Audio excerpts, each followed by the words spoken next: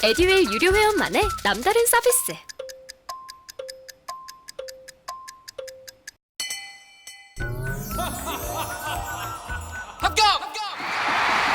합격하고 돈도 받는 혜택.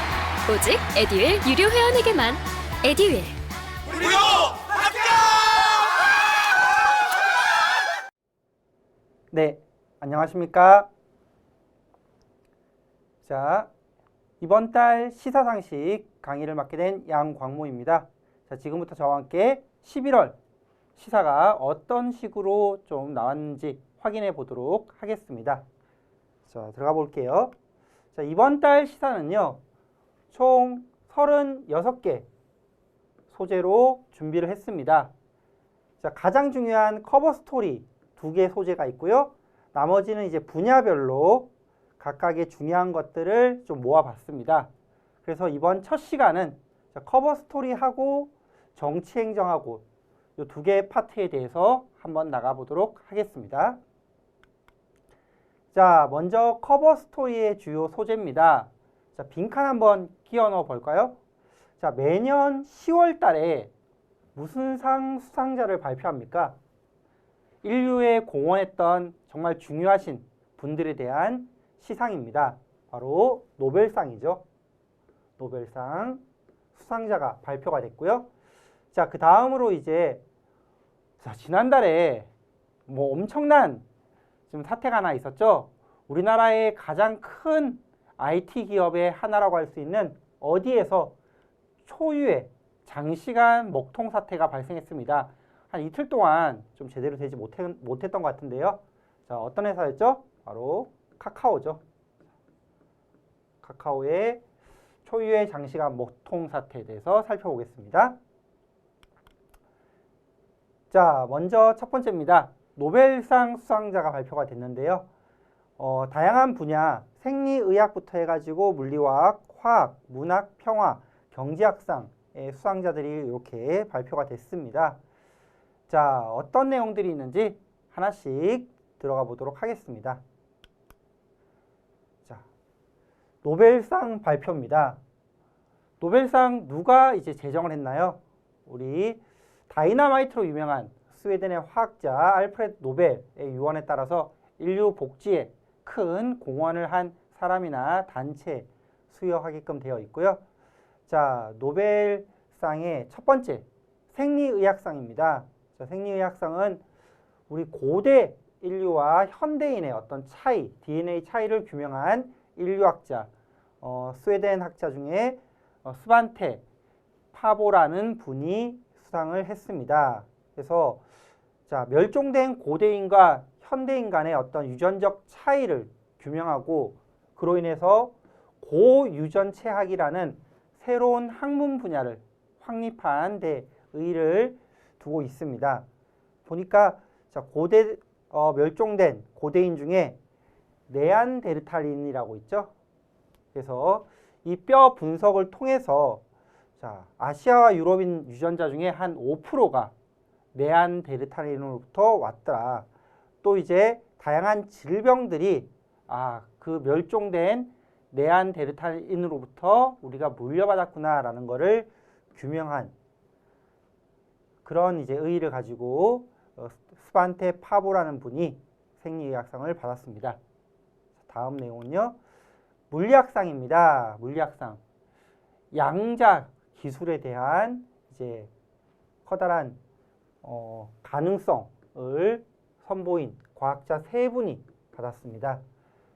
프랑스의 이제 알랭 아스펙트, 미국의 존 F 클라우저, 그리고 오스트리아의 안톤 차일링거 3분이 받았는데요. 그 중에 이제 양자 얽힘에 대한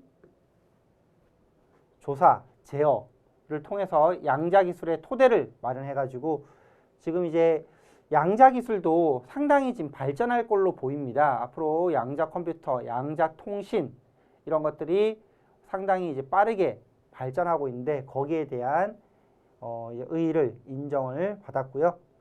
다음으로 이제 화학상입니다.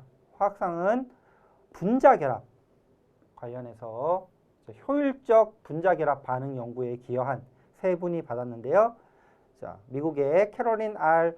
베르토치, 그리고 덴마크의 모르텔 맨달, 미국의 베리 샤플리스 이 세 분이 받았습니다. 베리 샤플리스와 이제 맨달은 분자 합성에 관련돼서 클릭 화학이라는 화학 분야의 새로운 기반을 마련했고요. 베르토치란 분은 이제 이 클릭 화학을 한 차원 더 끌어올려서 유기체 활용할 수 있는 합성화학 발전에 기여한 분입니다. 다음은요. 문학상입니다. 문학상은 프랑스의 아니 에르노란 분이 받았는데 체험한 것만 쓰는 프랑스의 작가로 유명합니다. 사적 기억의 근원과 소외, 집단적 구속의 덮개를 벗긴 용기와 꾸밈 없는 애리함이 그 선정 배경이고요. 대표 작품으로는 단순한 열정, 사건 등이 있습니다.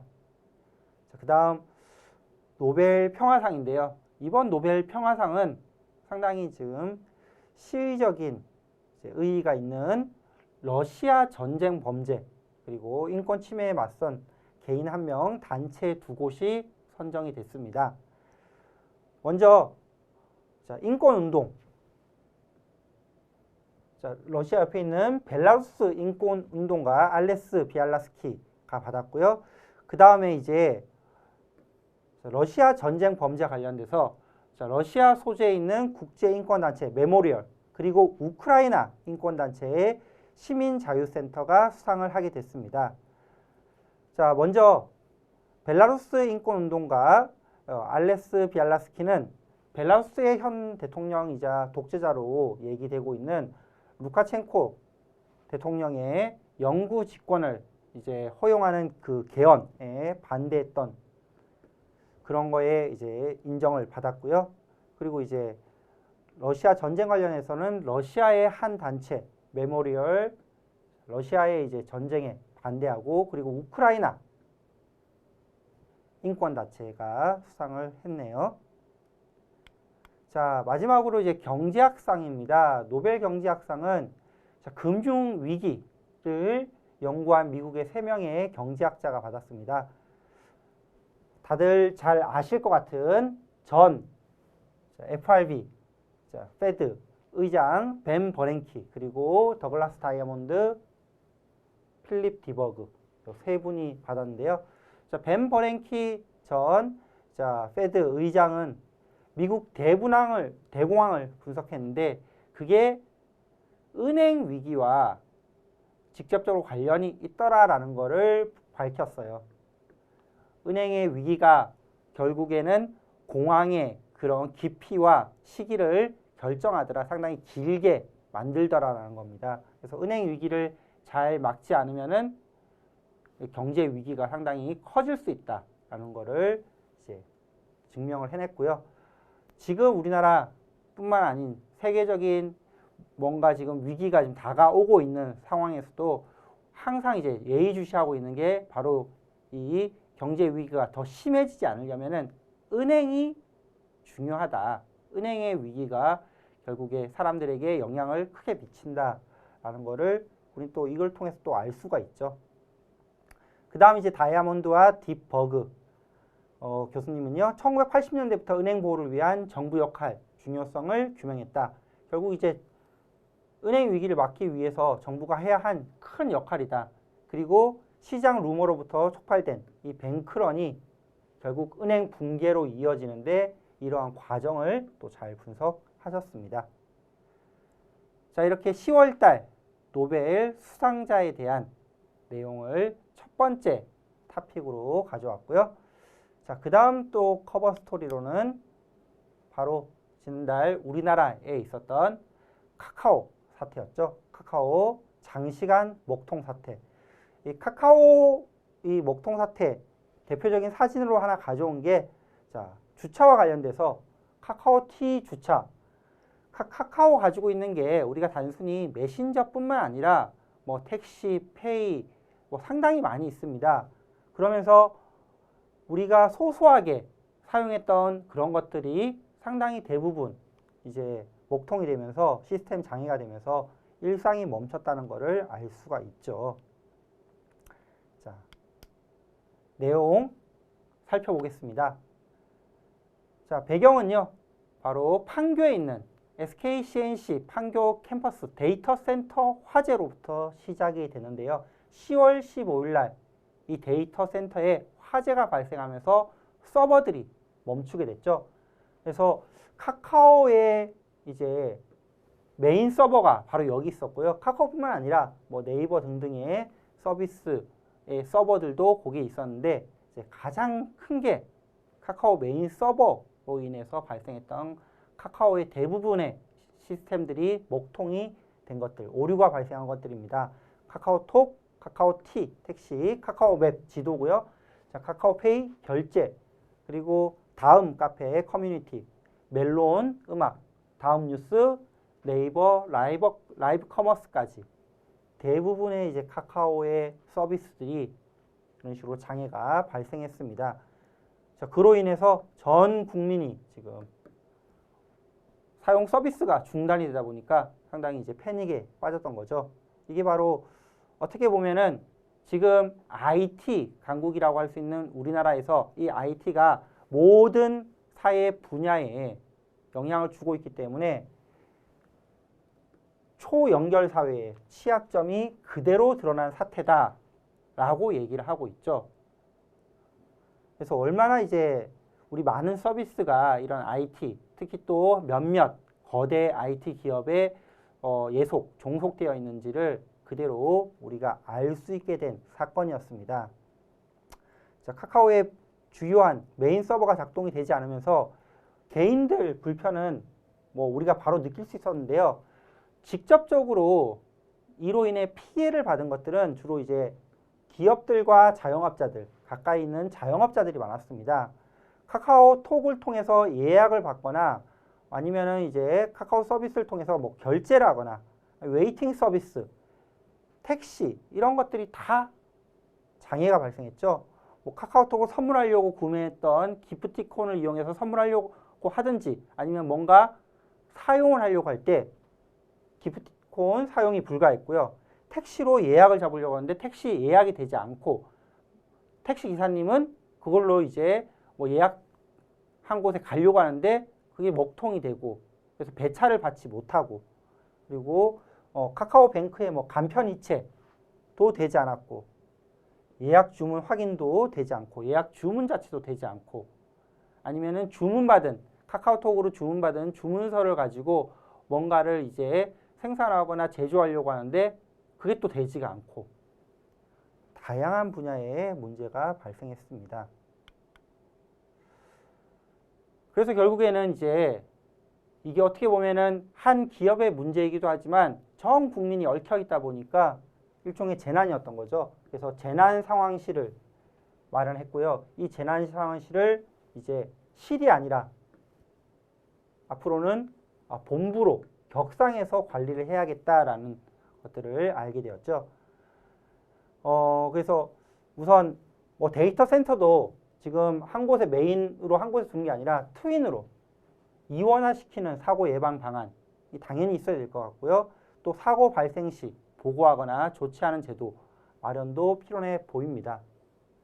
그리고 카카오톡은 이제 피해 보상안 이렇게 마련했고요. 특히 좀 중요했던 게 바로 카카오톡 의존성이었는데 이게 정부 서비스, 정부에서 어떤 세금 관련된 고지라든지 뭐 과태료라든지 이런 다양한 서비스들이 문자가 아니라 카카오톡으로도 우리가 받을 수 있게 또는 카카오톡으로만 받을 수 있게 되어 있던 것들이 이제 먹통이 되면서 이런 뭐 안내 알림, 세금 안내 알림 같은 것들이 상당히 카카오톡에 많이 종속이 돼 있구나 이런 것들을 알게 됐고 여기에 대한 보완책을 마련해야겠다는 계기가 된 사건이 카카오톡 먹통 사태였습니다. 자, 이렇게 두 개 중요한 커버 스토리 내용을 살펴봤습니다. 자, 다음 파트로 가볼게요. 정치 행정 분야예요. 자, 이제부터 본격적인 각 분야별로 살펴볼 건데요. 정치 행정은 두 개의 소재를 가져왔습니다. 자, 먼저 윤석열 대통령의 무슨 논란이 후폭풍을 일으켰다. 무슨 논란일까요? 무슨 논란이죠? 자, 미국에 가서 했던 나누었던 한 발언 중에 하나가 이 MBC 보도를 통해서 방송이 되면서 일어났던 비속어 논란입니다. 일종의 핫 마이크 사태죠. 자, 그 다음 첫날부터 각 상임위원회 파행이 속출됐다. 뭐가 있죠? 10월 달에요. 바로 국정감사죠. 국정감사. 하나씩 살펴보도록 하겠습니다. 자, 먼저 윤 대통령 비속어 논란입니다. 자, 미국 순방 중 일어난 한 마이크 사태다. 여기 바이든 대통령도 좀 관련이 있어 보이네요. 바이든 대통령과 관련된 뭔가 발언이었겠죠.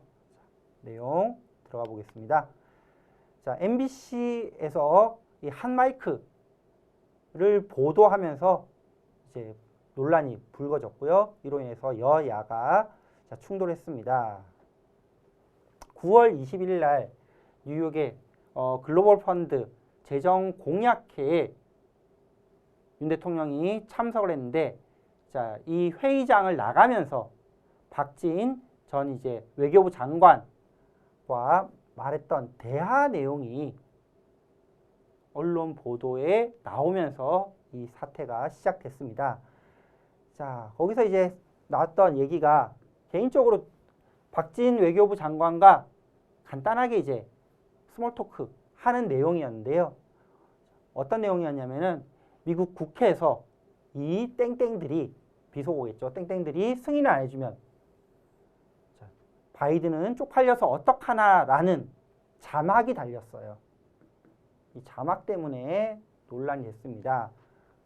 발언의 내용이 이와 동의를 하다라고 하는 게 이제 야당의 의견이고요. 여기서 말하는 내용 중에 바이든은 쪽팔려서 어떡하나, 이 바이든이 아니다 라고 하는 게 이제 여당의 의견인데, 어쨌든 전체적으로 보면은 이제 비속어가 사용된 거는 틀림이 없죠. 자, 그래서 여당은 자, 자막 조작 방송을 했다. 여기가 바이든이 아니고 여기가 뭐 날리면, 자, 이 땡땡들이 승인 안 해주면 날리면 쪽팔려서 어떡하나, 이렇게 이제 들리는데 왜 바이든이라고 하냐, 아니면 여당은 바이든 맞다 그러면서 이런 비속어를 이제 얘기하는 것은 외교 참사다라고 이렇게 상당히 맞섰습니다. 자, 제가 이제 이 사건이 이제 한 마이크와 관련된 사건이다라고 했는데요. 한 마이크가 뭐냐? 녹음기가 켜져 있는지 모르고 했던 내용으로 인해서 문제가 되는 사건을 한 마이크라고 그럽니다. 녹음기가 켜져 있었다면 이제 윤 대통령이 이런 발언을 하지 않았겠죠. 근데 이제 녹음기나 마이크가 켜져 있는지 모르고 했던 발언이 노출되면서 문제가 되는 사건. 대표적인 한 마이크 사건이요. 우리나라뿐만 아니라 미국에도 있었는데 바이든 대통령이 했던 발언으로 인한 사건입니다. 바이든 대통령이 기자에게 인플레이션이 미국에 많이 이제 상당히 문제가 되고 있고 인플레이션이 계속 올라가고 있는데, 이 인플레이션 관련 질문을 하자 바이든 대통령도 마이크 켜져 있는지 모르고요. 이런 멍청한 개 땡땡 이러면서 이제 논란이 있었던 적이 있습니다. 바로 사과했었습니다.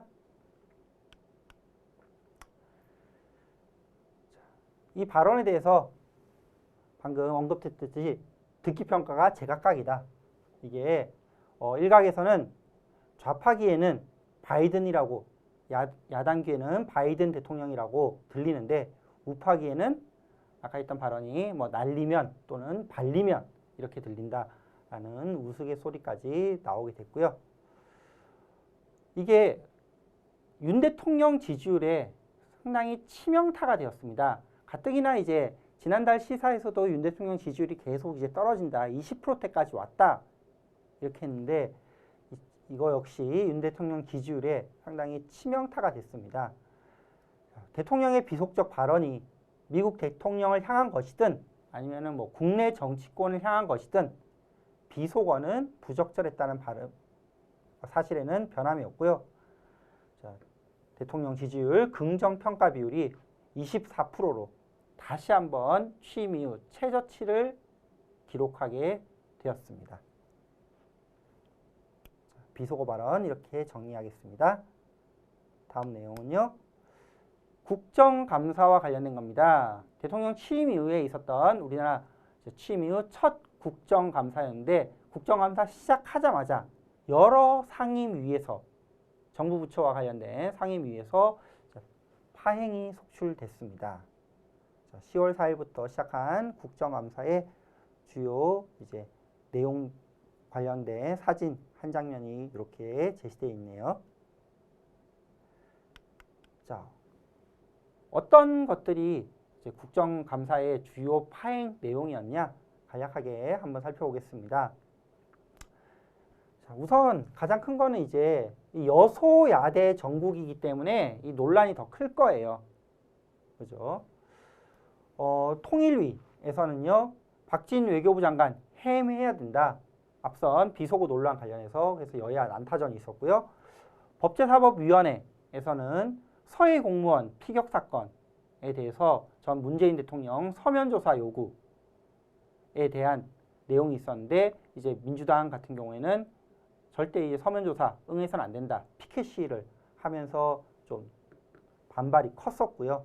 또 국방부 쪽에서는 대통령실 이전을 하는데 이 이전과 관련된 비용을 해보면은 거의 뭐 한 1조 가까이 된다. 상당히 막대한 비용이다. 이게 오히려 지금과 같은 상황에서 맞는 거냐?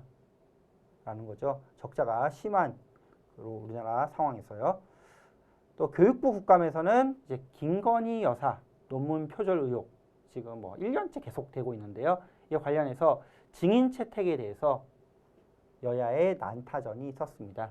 이런 식으로 상당히 이제 국정감사가 어렵게 진행이 되고 있는 내용이었네요. 자, 그래서 이번 시간은요. 커버 스토리하고 정치행정 이 두 파트에 대해서 살펴봤고요. 다음 시간 내용이 좀 많은데 가장 중요한 경제 산업 파트에서 이어나가도록 하겠습니다. 감사합니다.